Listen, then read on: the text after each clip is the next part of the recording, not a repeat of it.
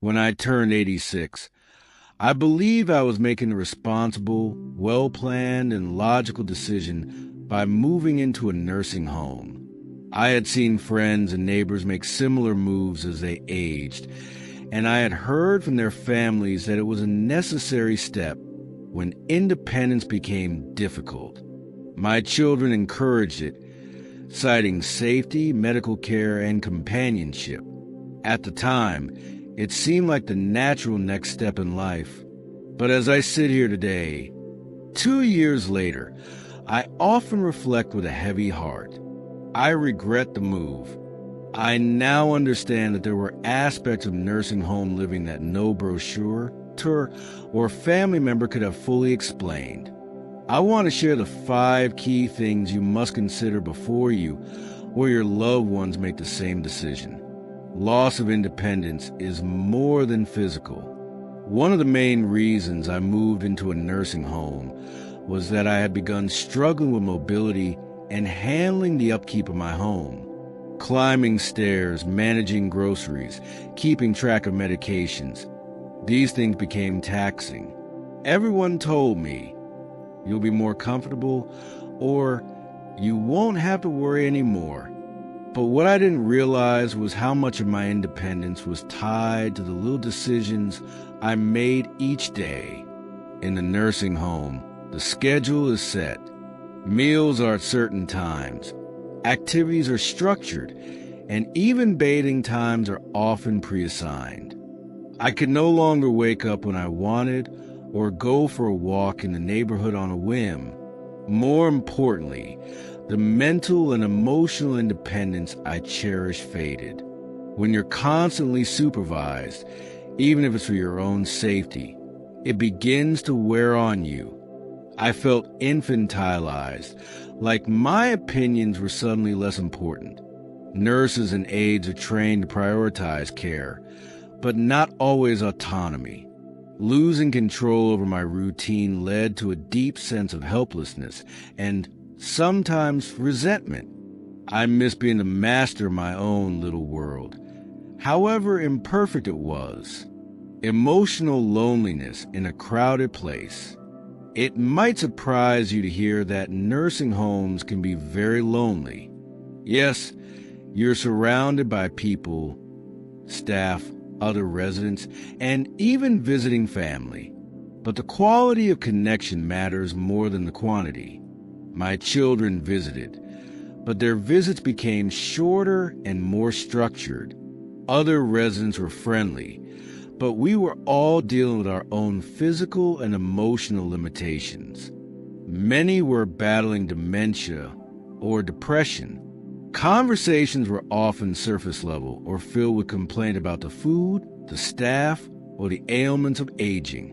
What I missed most was meaningful connection, my book club, my neighbors stopping by with a pie, even chatted with the cashier at the grocery store. In the nursing home, everything felt institutionalized. I had never realized how many small daily interactions filled me with joy until they were gone. You may be surrounded by people, but without the richness of genuine relationships, emotional loneliness can grow like a shadow. The cost is far greater than you expect. Financially, nursing homes are incredibly expensive. When I first moved in, my children and I had done the math. Between my savings, my pension, and my insurance, we thought we had it covered.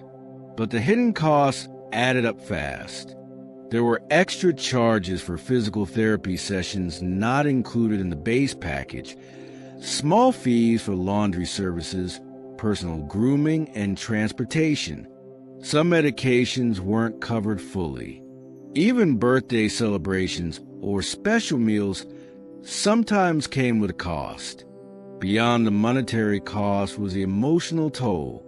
The cost of selling my home, the place I raised my children in, where every wall held memories, was something I had not fully prepared for. Downsizing wasn't just logistical, it was heartbreaking. The move marked the end of an era, and I underestimated how long that sense of loss would linger. Also, beware of how financial stress trickles down. My children began discussing finances more often, subtly worrying about how long my resources would last. It changed our dynamic. I never wanted to be a burden, but here I was feeling like one. Healthcare isn't always personal. Another reason I was encouraged to move was better access to healthcare. And yes, I do have a nurse nearby and regular doctor visits. But what no one told me was how impersonal and procedural it can all feel. You're one of many patients. The staff rotates often, and just when you get used to a nurse or caregiver, they leave or get reassigned. Continuity of care is hard to find. Doctors visit the facility, but you often get only a few minutes with them. Appointments are brief and based on efficiency, not relationship building. Sometimes my concerns felt dismissed or minimized, and though emergency services are available, there is still a lag in response time. I had friends fall and wait over an hour before help arrived because the staff was stretched thin. Also, mental health care is often overlooked. Loneliness, depression, and anxiety are rampant among residents, yet few facilities have robust mental health programs. I had to push to speak with a counselor, and even then, it felt like a checkbox rather than genuine support. The spirit dims when environment changes. I've always believed that environment plays a huge role in our mental state. Moving from a vibrant neighborhood filled with life, noise, and beauty into a nursing home changed my spirit. I missed the freedom of tending my garden, the simple joy of picking flowers, hearing children play outside, or watching the sun rise from my favorite porch chair. In the nursing home, everything is designed for functionality and safety. That means fewer personal touches, fewer colors, and a more clinical feel. You may be allowed to decorate your room, but you're still within walls that are not your own. And as much as the staff tries to create community, it is not the same as the spontaneous, living world you leave behind. Over time, I began to feel less like myself. The spark, the motivation to try new things, to engage fully in life, it dimmed. Some residents are just better than others, but many, like me, struggle with the sense of fading. What I wish I had done differently. I wish I had explored more in-home care options before making the move. There are services now that can provide almost everything a nursing home does: medication management, physical therapy, companionship, right in your own home. It might have cost a bit more or required some coordination, but the comfort of staying in familiar surroundings would have been worth it. I wish I had been more honest with my children. I didn't want to worry them, so I played along, but deep down I had doubts. If I had voiced them more clearly, maybe we would have explored alternatives. And I wish I had talked to more people who had lived in nursing homes long-term, not just administrators or short-term residents. They would have given me a more honest picture of the emotional and mental adjustments required. A final word to you: if you are considering a move to a nursing home or helping a loved one decide, take your time. Ask deep, difficult questions. Look beyond the cleanliness, the brochure, and the nurse-patient ratio. Think about the life you are leaving behind and whether there are other ways to preserve it. There is no one-size-fits-all answer. For some, a nursing home is a necessary and even positive step. But for others like me, it can become a silent sorrow, a decision made with the best intentions but lasting regret. You owe it to yourself to consider all angles, not just safety, but identity, spirit, and dignity. These are the things that make life rich, even in old age. Make the choice with your whole heart, and as much knowledge as you can gather. Your future self will thank you. Reflections on the journey. As I reflect further, I realize that aging is not just about the physical body slowing down. It's also a time when the mind searches for meaning, for closure, and for a sense of peace. A major life change, like moving into a nursing home, can either aid or disrupt this process.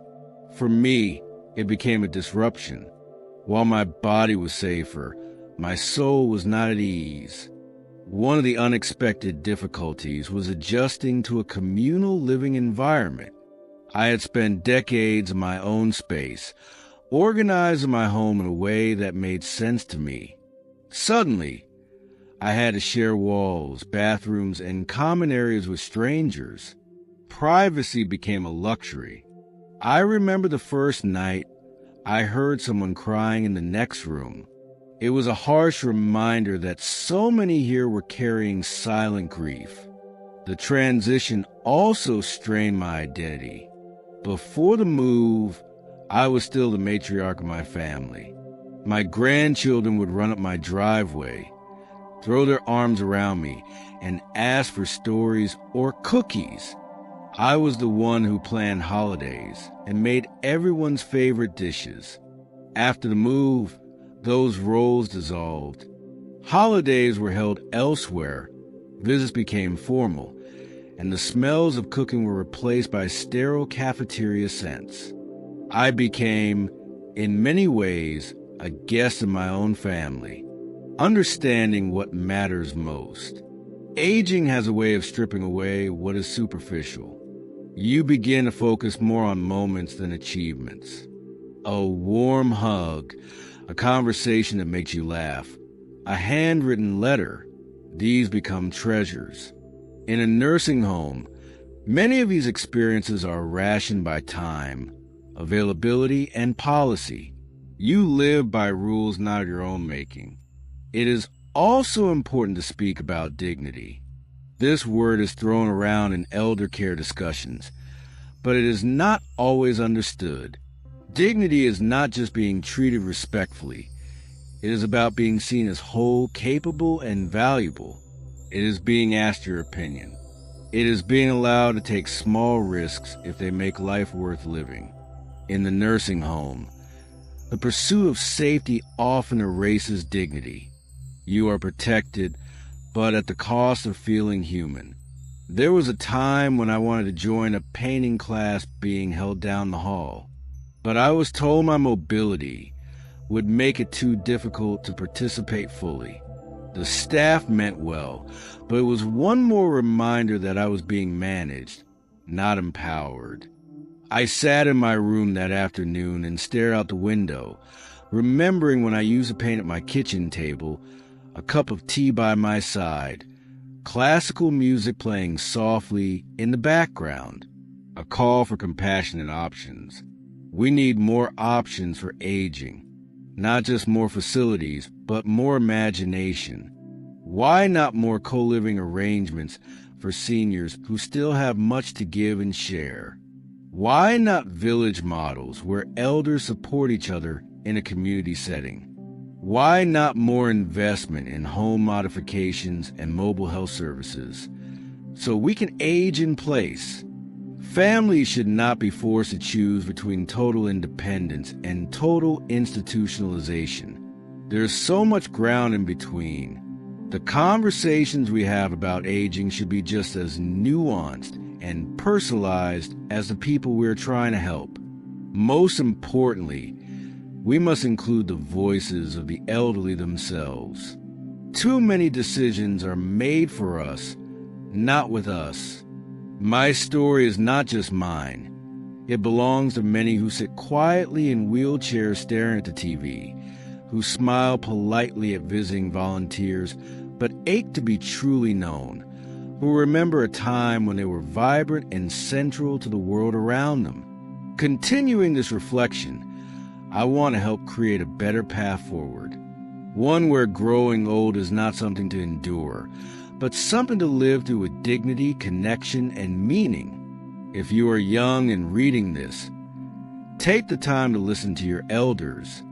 Visit them. Ask them about their lives.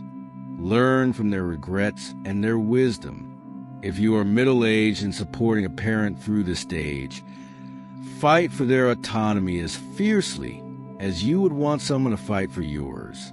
If you are aging like me, know that it is okay to question, to regret, and to hope for something better still. The story does not end with the move. We are all still becoming, right up until our last breath. And sometimes, simply sharing our truth is the first step to healing.